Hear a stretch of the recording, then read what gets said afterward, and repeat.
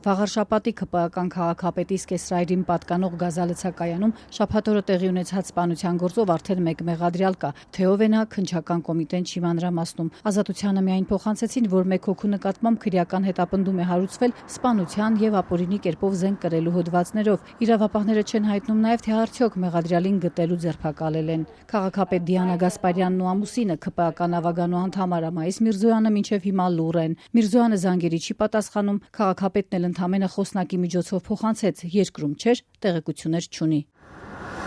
Վաղարշապատի փողոցներում փակցված սև ժապավենին 35 տարեկան սպանվածի անունն է Արթուր։ Ներքին գործերի նախարարությունը հաղորդել էր, որ այստեղ տեղի է ունեցել վիճաբանություն, կրակոցներ են արձակվել եւ հիվանդանոց էր տեղափոխվել 35-ամյա Արթուր Պարոնյանը, որը հիվանդանոցում գիտակցության չէր եկել եւ մահացել էր։ Մահացողը Էջմիածնի քաղաքացի է, լավ մարդ է, ցավակցում եմ իր ընտանիքին, շատ դաժան է, որ նման իրականության ենք հասել։ Հետքի տեղեկություններով սպանություն կատարելու մեջ կասկածվում է 33-ամյա Ճապ Մականունով տղամարդը։ Էլի Էջմիածնի քաղաքացի է։ Ինչքանով է փոխկապակցված այս ամեն ինչի հետ, դրա մասին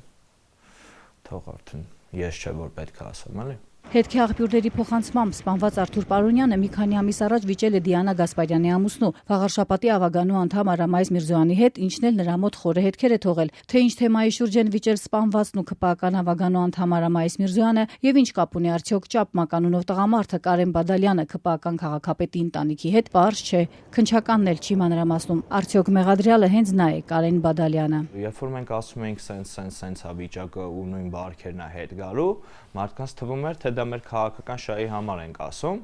բայց այսօր փաստ,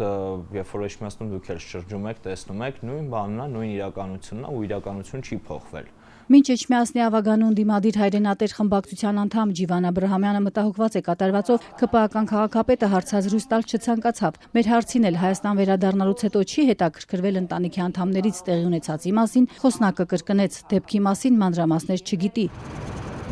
Դիանա Գասպարյանի ընտանիքին պատկանող գազալցակայանը գտնվում է Վաղարշապատին մոտ Արտիմետ գյուղի սկզբում։ Շաբաթ օրվանից այն չի աշխատում, մուտքը ոստիկանական ժապավենով փակ է։ Ազատության այցելության պահին ներսում աշխատողներ կային, որոնք չցանկացան հարցազրույց տալ, բայց ասացին ոչնչից տեղյակ չեն, դեպքը գիշերն է եղել, իրենք էլ տանը։ Տարածքում էր նաև մի ավտոմեքենա, որը դեպքի օրից այստեղ է։ Արդյոք գազալցակայանի տիրոջ ավտոմեքենան է, պարզ չէ։ Ազատությունը դեռ փետրվարին էր պարզել, որ Դիանա Գասպարյանը 13.6 միլիոն դրամի պայմանագիր էր կնքել Սկեսրայրի անհատ ձեռնարկատեր Աշոտ Միրզոյանի հետ այս գազալցականից համայնքի համար սեղմված բնական գազ գնելու համար։ Այս գործարքը Գասպարյանի դեմ վարույթի հարուցման պատճառ է դարձել։ Կոռուպցիայի կանխարգելման հանձնաժողովն այժմ քննում է այն, ու եթե խախտում հայտնաբերի, Վաղարշապատի քաղաքապետին կտուգանի ընդամենը 300,000 դրամով։